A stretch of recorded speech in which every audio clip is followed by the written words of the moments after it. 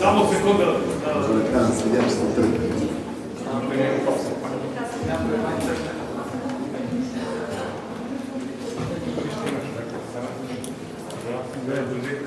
Цялата група те бащите не гледат да се трибунката.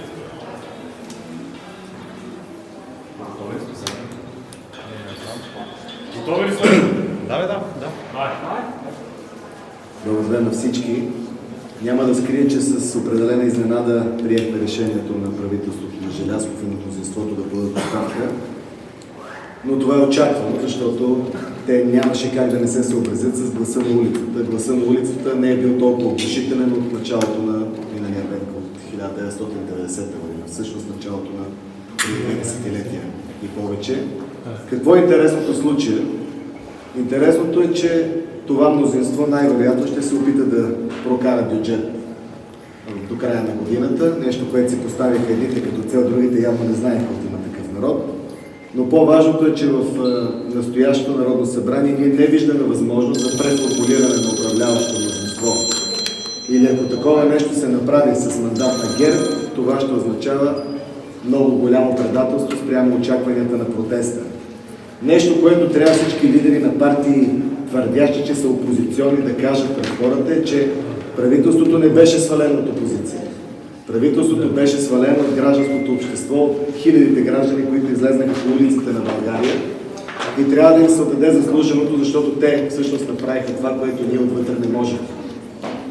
В тази връзка предателство спрямо техните очаквания повече не може да се случи. Гражданите очакват да се проведат избори, на тези избори да се излъчи мнозинство, което да остави Пеевски и Борисов най-малкото извън управление, а още по-хубаво ще е, ако може да се променят някои от нефункциониращите системи на държавата и на тях да им се потърси отговорност.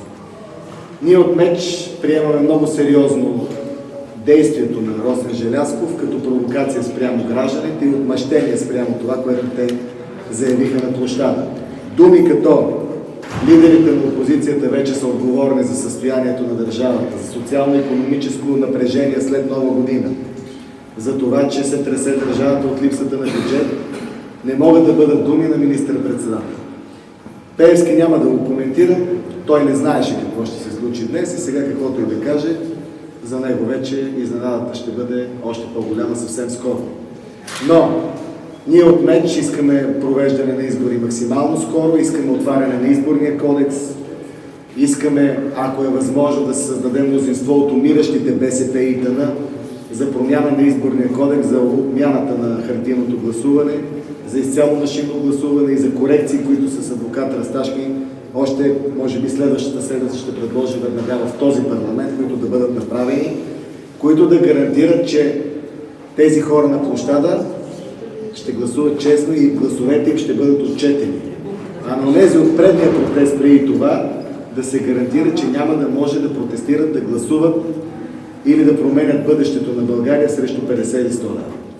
Господин Василев, имаш толкова много скандали с флашките на машините, ала с президента, толкова много измами с така наречените мадурски машини.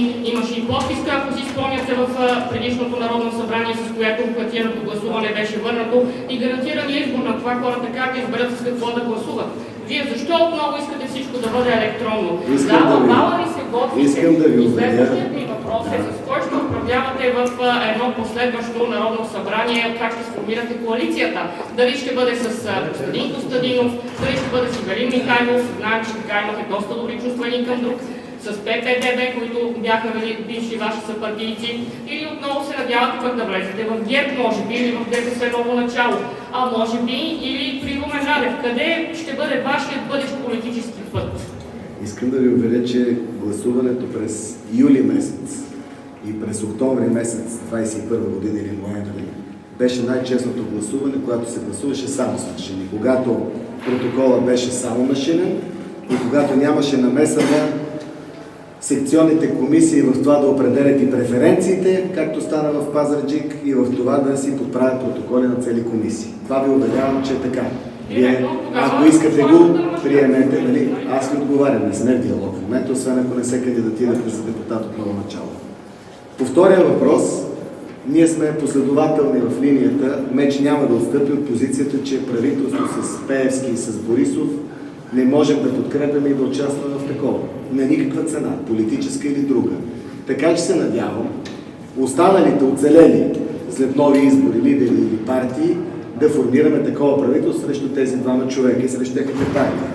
Ивелин Михайлов няма да го има при следващите избори, ИТН и БСП няма да ги има, така че изборът ни ще бъде стеснен евентуално до други кандидати.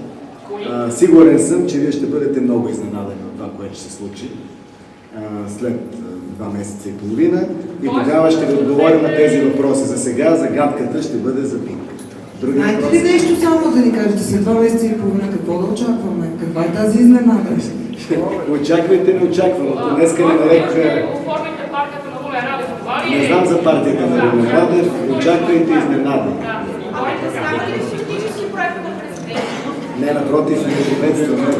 Сега е момента той да слиза на терен. Отдаваме се шанс и го чакаме на политическия терен. Вие всичко разказвате. Нищо не сме разказали. Казах, че изненадата за ПИК ще бъде голяма. Всички, които са срещу Пеевски и Борисов и са участници в политическата сцена, могат да бъдат коалиционни партньори срещу определени гаранции, защото ако се спомняте, има такъв народ, първи подписаха сега кордона срещу Пеевски и до последно усещаха участието на Пеевски в техния живот. Така че надявам се да не се получат нови такива субекти, които да говорят едно, след изборите да правят друго. Защо след 2 месеца и половина обаче? Защо какъв е този тайминг? Когато излезнат резултати от нови избори. Тогава ли се очаква? След 2 месеца и половина? Горе-долу, да, аз не съм най-добрия в сметките, но предполагам, че март месец или април месец трябва да има нови избори. Добре, благодаря. И аз благодаря. В оставащия период до просрочните избори, вече ще настоява ли за промени на изборния кодекс? Какво всъщност трябва да се случи? И вторият ми въпрос е, правителството поиска неформални лидери на протести. Трябва ли да има? Вие обичате ли ми задавате нещо, за което отговорих, или просто така се прави? Да, вие ще видите какво съм отговорил на този въпрос. Какво ме призовава Росен Желязков, не ме интересува, защото той няма право да призовава гражданите да се определят каквото и да е било. Техният глас е незначителен. Гражданите трябва да определят какво става чрез правно-организационната форма, която закон е предвидил. Аз се възприемам и в думите на Балабанов, как ме нарече той, господари на бащи на хаоса. Аз съм бащата на хаоса в Има такъв народ и харесвам тази роля и ще го продължавам това, докато съм на политическия терен. Какви са тези гаранции, при които останат информации и допустими партньори? Гаранция основната гаранция е да знаем, че нямат зависимости от модела, защото има партии, в които дори собствените им лидери не знаят, че половината им партии са на пенсия. Други гарагер. Имат надежда, че не е така, но то е така. Други партии такива са, като Има такъв народ, в които едно говорят, друго правят.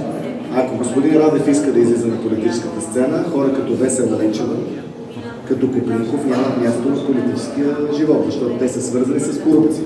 Отговарям ви директно. Така че антикорупционната линия за нас е непреодолима. А партньорство с Възраждане допустимо ли? Допустимо. Можахте, господин Василев, сега да направите такива тежки обвинения като трибунката в Народното събрание към президентският екип. Аз това не мога да го разбера. Вие имате много лош стайлинг. Държите си слънчевите очила на главата. Това го въведе Надежда Михайлова в 1998 година. Не го практикувайте. Благодаря ви.